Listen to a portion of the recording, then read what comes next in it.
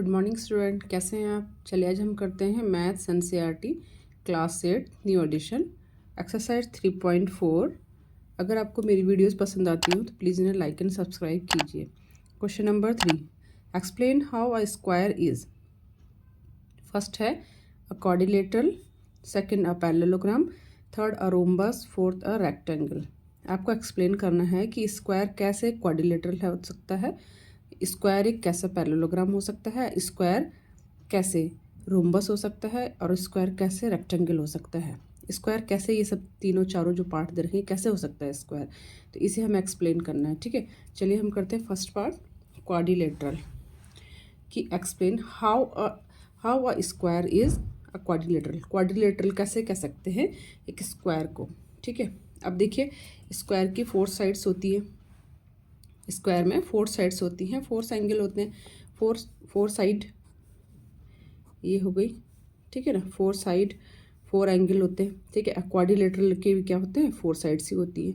ठीक है, तो क्वाड्रिलेटरल क्यों हो है, क्यों है स्क्वायर, क्योंकि इसकी 4 साइड्स है। तो इसका फर्स्ट एक यही रीज़न है कि कोई भी क्वाड्रिलेटरल, कोई भी स्क्वायर क्वाड्रिलेटरल क्यों है, क्योंकि स्क्वायर की 4 साइड्स होती हैं। ठीक है ना, तो आप इसमें लिखेंगे फर्स्ट रीजन इसका बिकॉज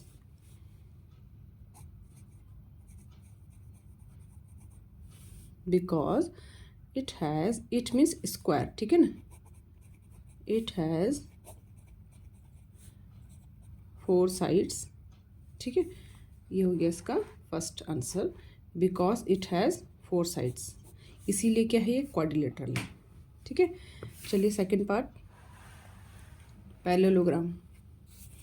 स्क्वायर कैसे एक पैरेललोग्राम है। ठीक है, स्क्वायर कैसे, इस स्क्वायर को हम कैसे एक पैरेललोग्राम कह सकते हैं, तो इसको देखिए इसकी क्या क्या प्रॉपर्टीज़ होती हैं।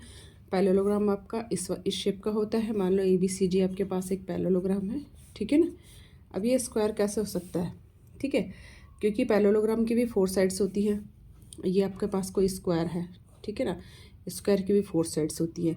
पहले तो इसकी 4 साइड्स होती हैं, तो आपको क्वाड्रिलेटरल भी। ठीक है, सेकंड आपका है पैरेललोग्राम की क्या होती हैं, अपोजिट साइड्स इक्वल होती हैं। पैरेललोग्राम में क्या होता है, अपोजिट साइड्स इक्वल होती हैं। स्क्वायर की तो हर एक साइड्स इक्वली होती हैं, लेकिन अपोजिट साइड्स भी इक्वल हो गई ना फिर। ठीक है, स्क्वायर की हर एक साइड्स क्या होती है, इक्वल होती है। ये साइड्स के बराबर सारी साइड्स इक्वल होती है, और पैरेललोग्राम की अपोजिट साइड्स इक्वल होती है। तो बात तो ये भी प्रूव हो गया कि स्क्वायर की हर एक साइड्स क्या होती हैं, इक्वल होती हैं, पैरेललोग्राम की अपोजिट साइड्स इक्वल होती हैं। तो फर्स्ट रीज़न तो ये हो गया कि इसकी अपोजिट साइड्स इक्वल होती है, इसलिए क्या है एक स्क्वायर है। तो आप अपने यहाँ पे साथ में रीज़न आप लिखते रहेंगे। ठीक है ना, फर्स्ट बिकॉज, ये सारे रीज़न लिखेंगे। It has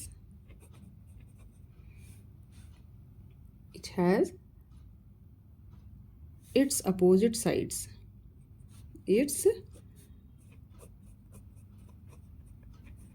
opposite sides are equal होता है। इसके अपोजिट साइड्स क्या होती है, इक्वल होती है। ठीक है ना, its opposite angles are equal, इसके एंगल A एंगल C के बराबर होता है, एंगल B एंगल D के बराबर होता है। इसके अपोजिट एंगल भी क्या होते हैं, इक्वल होते हैं। और स्क्वायर में भी क्या होते हैं, सारे स्क्वायर के तो सारे एंगल इक्वल होते हैं, 90 90 90 के होते हैं। तो अपोजिट साइड्स भी, अपोजिट एंगल भी इक्वल हो गए ना, ये भी 90 ये भी 90 और ये भी 90 ये भी 90, तो इसके अपोजिट एंगल्स भी इक्वल हो गए। इसके सारे एंगल्स इक्वल होते हैं और इसके क्या होते हैं, अपोजिट एंगल्स इक्वल होते हैं। तो दूसरा आप लिखेंगे इट्स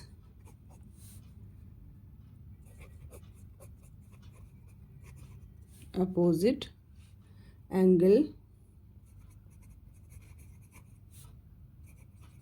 आर इक्वल, इसलिए ये एक पैरेललोग्राम भी है स्क्वायर, क्योंकि इसके अपोजिट एंगल्स इक्वल होते हैं। और देखो इसके डायगनल बाइसेक्ट ईच अदर। अब देखो ये है, ये स्क्वायर है, ये इसके डायगनल है। ठीक है, ये एक दूसरे को बाइसेक्ट करते हैं, बिल्कुल बाइसेक्ट मीन्स बराबर एक दूसरे को काटते हैं। इसके डायगनल भी इक्वल होते हैं। ठीक है, इसकी ये वाला डायगनल इस डायगनल के बराबर होता है, और इसको जो बाइसेक्ट करते हैं, तो जैसे अगर मैं इसका नाम लिख लूँ मैं ABCD। ठीक है, तो AO is equal to OC, क्योंकि बाइसेक्ट करना मीन्स बराबर 2 भागों में इसको बांट देना, और OB is equal to OD। ठीक है। और देखिए देखिए जैसे its opposite sides are equal, ऐसे इसके its opposite angles are equal. इसके ये वाला एंगल ए एंगल सी के बराबर है और एंगल बी एंगल डी के बराबर होता है इन पैरेललोग्राम में, ठीक है। और स्क्वायर में क्या होता है, इसके सारे एंगल्स 90 90 90 के होते हैं, ठीक है। तो इसके अपोजिट एंगल्स भी इक्वल ही हो गए, ठीक है। तो its opposite angles are equal in parallelogram, ठीक है, सॉरी इन स्क्वायर। फिर हो गया थर्ड, हो गया it's diagonals bisect each other, ठीक है। जो इसके डायगोनल होते हैं ना, ये आपका पैरेललोग्राम है, यहाँ से मैं अगर इसकी लाइन खींच दूँ तो ए सी एक डायगोनल हो गया और बी डी एक डायगोनल हो गया। इसको ये एक दूसरे को बाइसेक्ट करते हैं ओ में, ठीक है। ऐसे आपके पास जो स्क्वायर है ए बी सी डी, इसके भी डायगोनल हैं ए सी और बी डी, एक दूसरे को बिल्कुल बीच में मिड में ओ पॉइंट पे क्या होता है, बाइसेक्ट करते हैं। बाइसेक्ट मीन्स इक्वली बराबर बराबर काटते हैं, ठीक है, इक्वली डिवाइड करते हैं। ऐसी जैसे ए सी और बी डी, इसके भी दो डायगोनल हैं, पॉइंट ओ पे बाइसेक्ट करते हैं ईच अदर, ठीक है। तो O A is equal to O C, O B equal to O D, equal part में डिवाइड करते हैं। ऐसे स्क्वायर के भी होते हैं, ठीक है ना। इस तरह एक स्क्वायर भी क्या होता है, पैरेललोग्राम हो सकता है, ठीक है। नेक्स्ट है आपके पास रोम्बस, ठीक है। ये क्या नेक्स्ट है आपके पास रोम्बस और रोम्बस। अब रोम्बस की भी क्या होती हैं, 4 साइड्स होती हैं, ठीक है। रोम्बस की 4 साइड्स होती हैं, 4 इक्वल साइड्स होती हैं। इसकी ऑल साइड्स आर इक्वल होती हैं रोम्बस की, ठीक है। ये सारी साइड्स इक्वल होती हैं। अगर मैं इसको ए बी सी डी, एक मैंने रोम्बस बना लिया, ठीक है। तो ऐसी स्क्वायर की भी क्या होती हैं, ऑल साइड्स इक्वल होती हैं। स्क्वायर की भी ये साइड्स ये और ये आपस में क्या होती हैं, इक्वली होती हैं, ठीक है। तो जैसे रोम्बस की होती हैं ऑल साइड्स इक्वल, ऐसी इसकी भी स्क्वायर की भी होती है ऑल साइड्स इक्वल। तो फर्स्ट पॉइंट तो इसमें यही आ गया, इट्स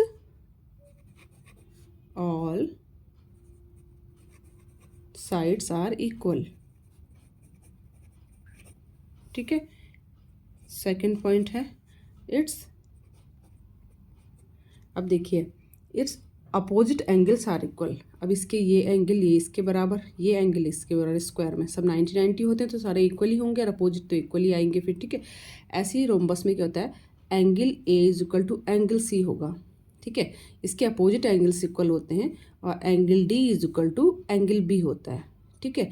और स्क्वायर में तो सारे एंगल इक्वल होते हैं, ठीक है। तो ये इसके अकॉर्डिंग ये भी एक रूल्स, ठीक है, इसका कि इट्स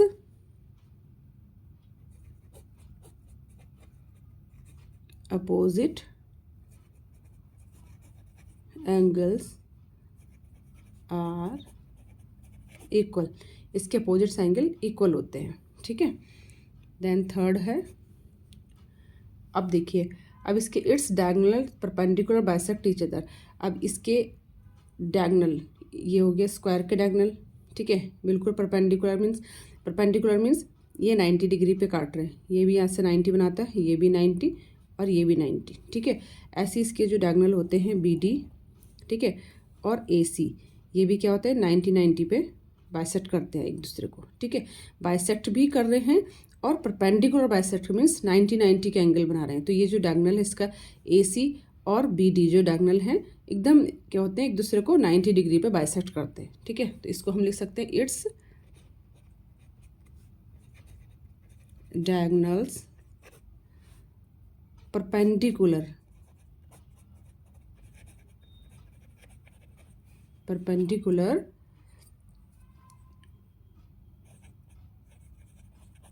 बाइसेक्ट ईच अदर, ठीक है। तो इसके अकॉर्डिंग इतने ये सब रूल इसको ये भी फॉलो करता है, ठीक है। चलिए फोर्थ है रेक्टेंगल। अब रेक्टेंगल का एक्सप्लेन करना है कि कैसे एक स्क्वायर एक रेक्टेंगल हो सकता है। अब देखिए रेक्टेंगल की अपोजिट साइड्स इक्वल होती हैं, ये हम सबको पता ही है, ठीक है ना। और जो स्क्वायर होता है उसकी तो ऑल साइड्स इक्वल होती हैं, तो अपोजिट तो होंगी इक्वल, ठीक है। ये इसकी तो ऑल साइड्स इक्वल होती है, इसकी अपोजिट साइड्स होती हैं इक्वल। ठीक है, तो पहले क्या हो जाएगा, इट्स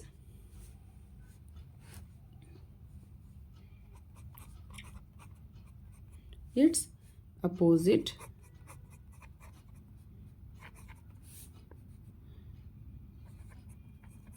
साइड्स आर इक्वल। इसके अपोजिट साइड्स इक्वल होती हैं।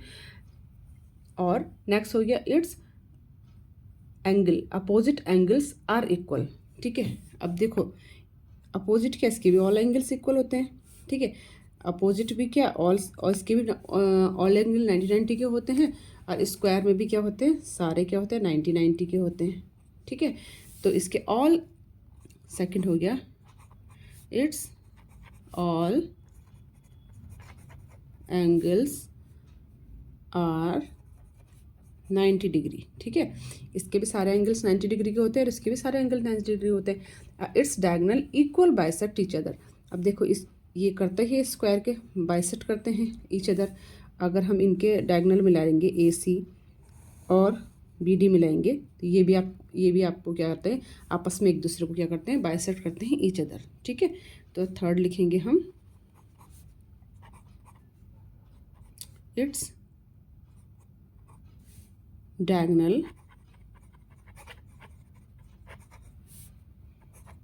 bisect